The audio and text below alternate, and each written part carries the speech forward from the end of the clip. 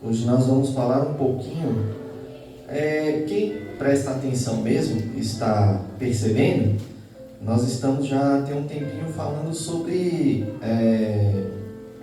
experiências, né? Experiências que nós temos com Cristo, né? E os pilares, alguns irmãos aqui, obreiros e tudo mais que pregaram, trouxeram vários personagens bíblicos que tiveram algumas experiências boas e que erraram e tudo mais. Isso não foge da nossa vida atual, né? E eu um tempo desse para trás, confesso que veio a palavra Judas na minha cabeça. Judas. Eu falei, Judas, tá bom, vamos estudar, vamos ler um pouquinho. Comecei a pesquisar Judas Iscariotes, né? Trazer só algumas curiosidades dele.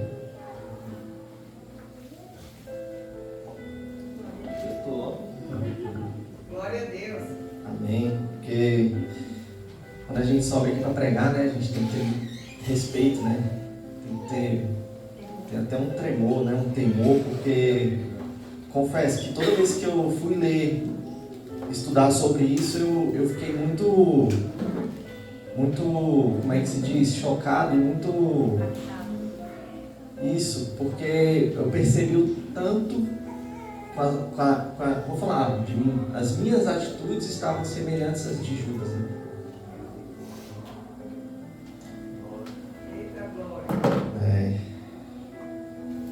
Judas, vou ler aqui um pouquinho. Judas Iscariotes foi um dos 12 apóstolos de Jesus Cristo, famoso por trás após a última ceia, todos sabem.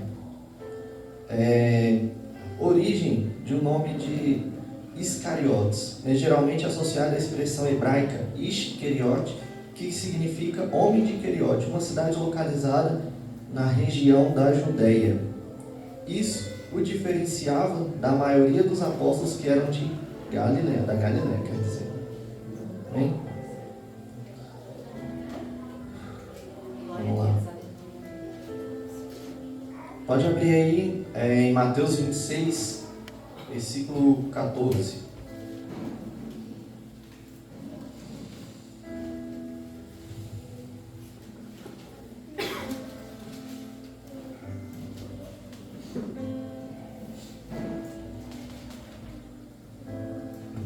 Amém? A minha versão NVI, já está aí NVI, diz o texto assim: a conspiração. Então, um dos 12, chamado Judas Iscariote, dirigiu-se aos chefes dos sacerdotes e lhes perguntou: o que me darão se eu entregar a vocês? O que me darão se eu o entregar a vocês? E lhe fixaram um preço, 30 moedas de prata. Desse momento em diante, Judas passou a procurar uma oportunidade para entregá-lo. Por que me veio, Deus colocou a minha mente Judas esse nome? Porque lá em Marcos, pode abrir, Tiago, Marcos 3,13, pode colocar aqui para a gente, fica mais fácil. Quando Jesus iniciou, ele escolheu Judas como um dos 12, né? Vamos lá.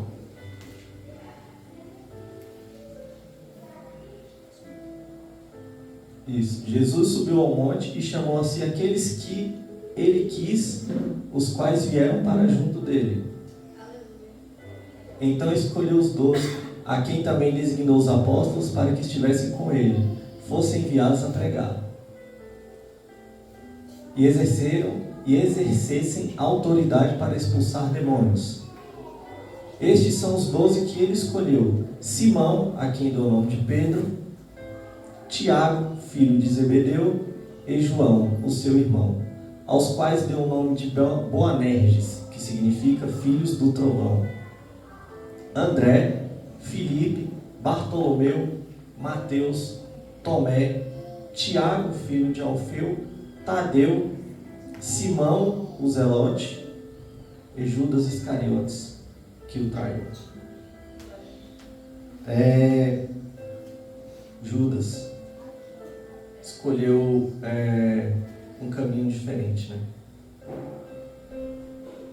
E como disse, Judas foi escolhido por Jesus, recebeu autoridade para servir, caminhou com Jesus por cerca de uns 3 anos, ouviu sermões, participou do ministério, viu milagres e mesmo assim escolheu trair.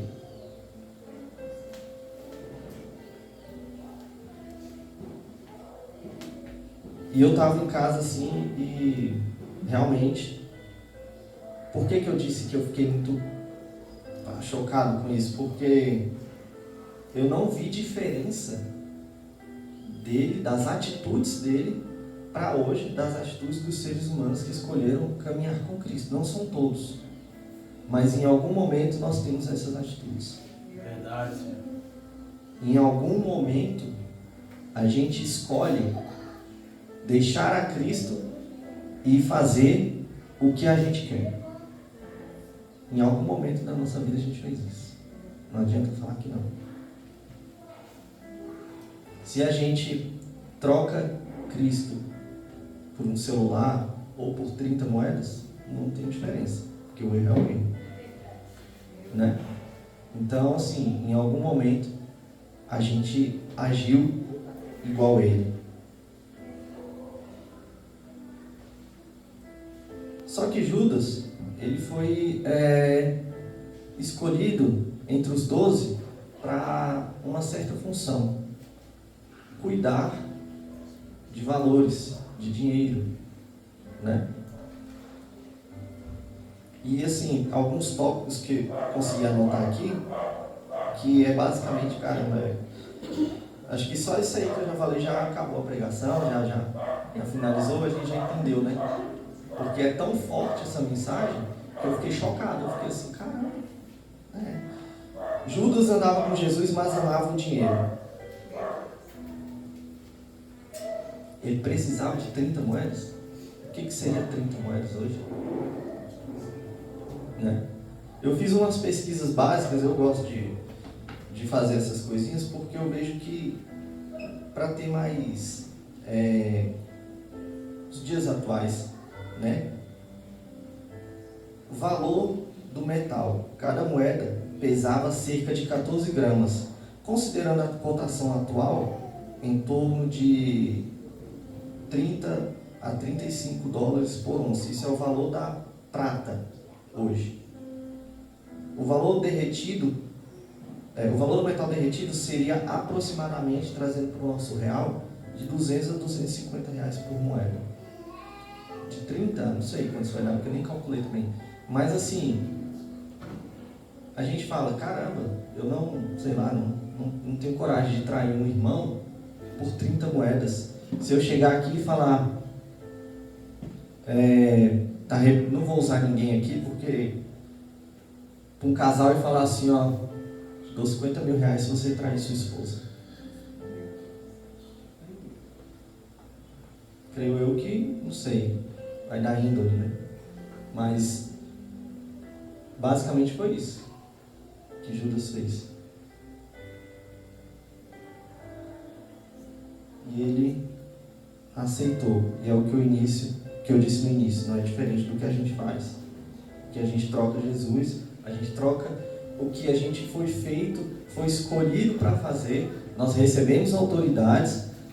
Hoje aqui na congregação tem muitos ungidos do Senhor, mas quem não é ungido trabalha para Cristo também. Em algum momento a gente recebeu ou teve no pensamento, caramba, vai lá e dá um abraço naquela pessoa, vai lá e ora por aquela pessoa, e às vezes a gente não faz. Quando a gente não faz, desobedecemos a Cristo. E talvez aquela pessoa só precisava disso, de um abraço, uma oração, para melhorar a vida dela e ela entender quem é Cristo na vida dela.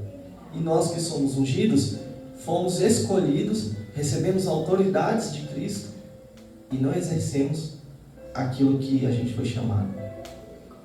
Eu, pelo pastoreio, alguns por ser obreiros, missionários, diáconos da palavra, entendeu? E a gente não faz, porque simplesmente não quer.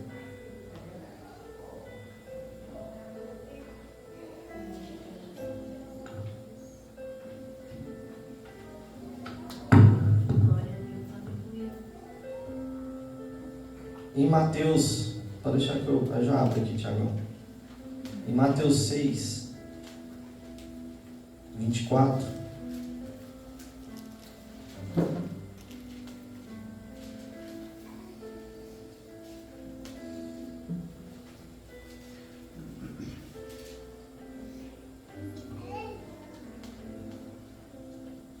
Diz: ninguém pode servir a dois senhores, pois odiará um e amará o outro, ou se dedicará a um e desprezará o outro. Vocês não podem servir a Deus e ao dinheiro. Ah, pastor, é errado então a gente ter dinheiro? Não. A gente vai possuir o dinheiro ou o dinheiro que vai possuir a gente? Qual é a ordem? O que está no seu coração? Se Deus abençoar hoje aqui alguém, deu na média 300 milhões de reais. Eu quero, glória a Deus. Lógico que eu quero. Mas, não é?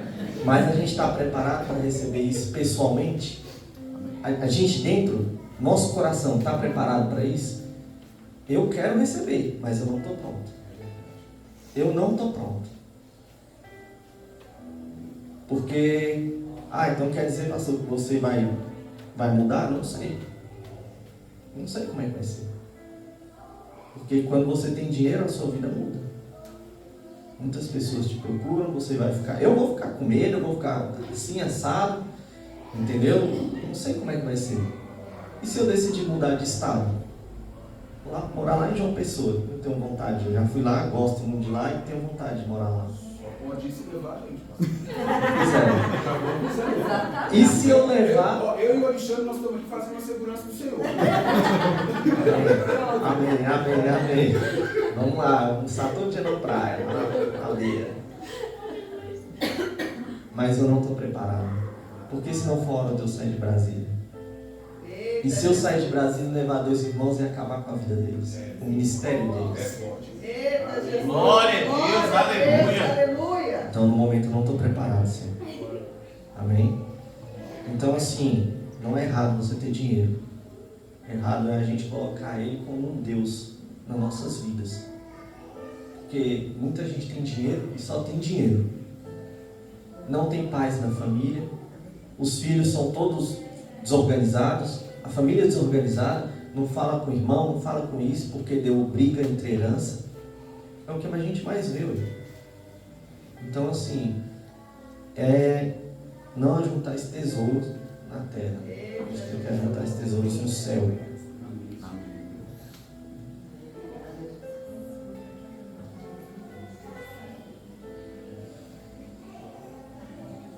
Outro tópico aqui que eu notei também: Judas trocou Jesus por algo de pouco valor.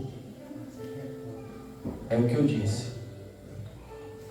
Ainda assim a gente continua trocando Jesus por poucas coisas. Um descanso em casa. Hoje eu não vou não, estou bem gripadinho. Não vou para o estudo, porque eu estudo. Estudo é mais tranquilo de faltar. Eu não vou não. Não, o culto de quarta é mais fraco. O importante é o de domingo. De domingo eu vou, porque é importante. Agora de quarta não, de quarta não faço questão não. Chego tarde do trabalho, aí eu vou todo sujo. Quantas pessoas não chegam aqui, né? Suadas, cansadas do dia do trabalho e vêm cultuar o Senhor. Porque aquela pessoa entende que o mais importante é a vida dele com Cristo. Glória a Deus, aleluia. E logo após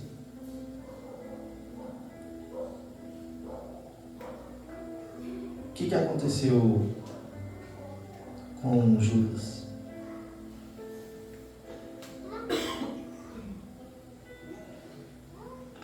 O que aconteceu após Judas trair Jesus?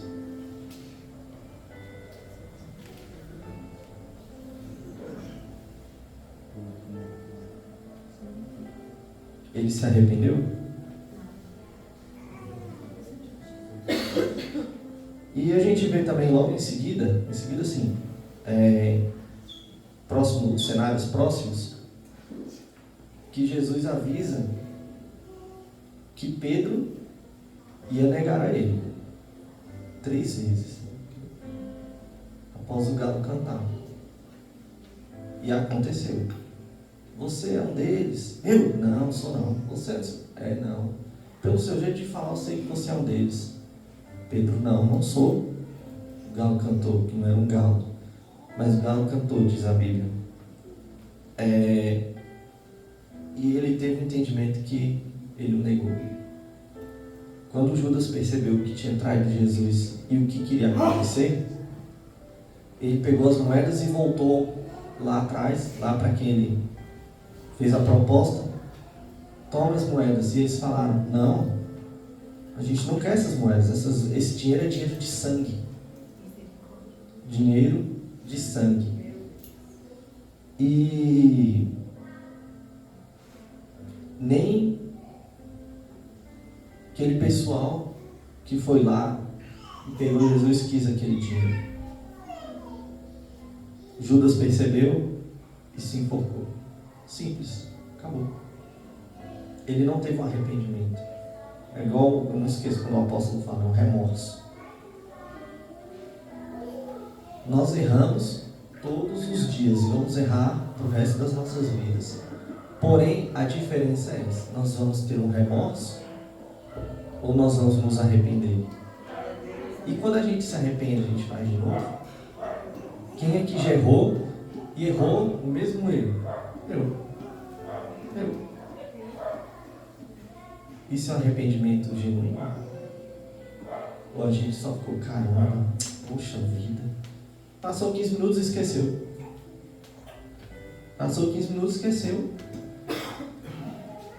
A palavra fala primeiro com quem está aqui, ministrando. E ela falou comigo. Igual eu falei, eu fiquei muito chocado quando eu vi isso e percebi o tanto que as minhas atitudes eram semelhantes às de Judas. Entendeu? E assim, o que eu vou fazer para mudar? O que eu vou fazer para mudar isso? Será que eu estou lendo a Bíblia? Será que eu estou jejuando? Será que eu estou fazendo propósito em prol da minha família? Porque não adianta só Deus fazer a parte dele. A gente tem que fazer a nossa. Né? Então, supor, no seu trabalho você não faz a sua parte. Se você não fizer, você é demitido. Por que para Cristo a gente não faz também?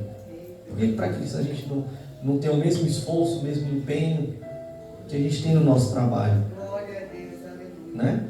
Lá na rua a gente às vezes não joga, às vezes eu me pego assim, não vou jogar o papel no chão porque senão o cara vai achar que eu sou porco. Então quer dizer que eu faço as coisas pensando no que os outros vão achar de mim e eu não me importo assim com Cristo. Né? Então assim, nós temos que nos arrepender do que a gente faz de errado. E muito. E por que eu pedi para deixar a ceia para o final? Porque eu lembro muito do que o bispo Bruno falou. Toda ceia, a ceia é uma vez por mês. Não, uma vez por mês, todo primeiro domingo do mês. E nós estamos no mês 6. Então são 6 ceias que a gente vem aqui. Nós já vamos ceiar a 6ª vez com Cristo. E ele pergunta: toda vez a gente vai vir aqui e vai pedir perdão pelos mesmos erros?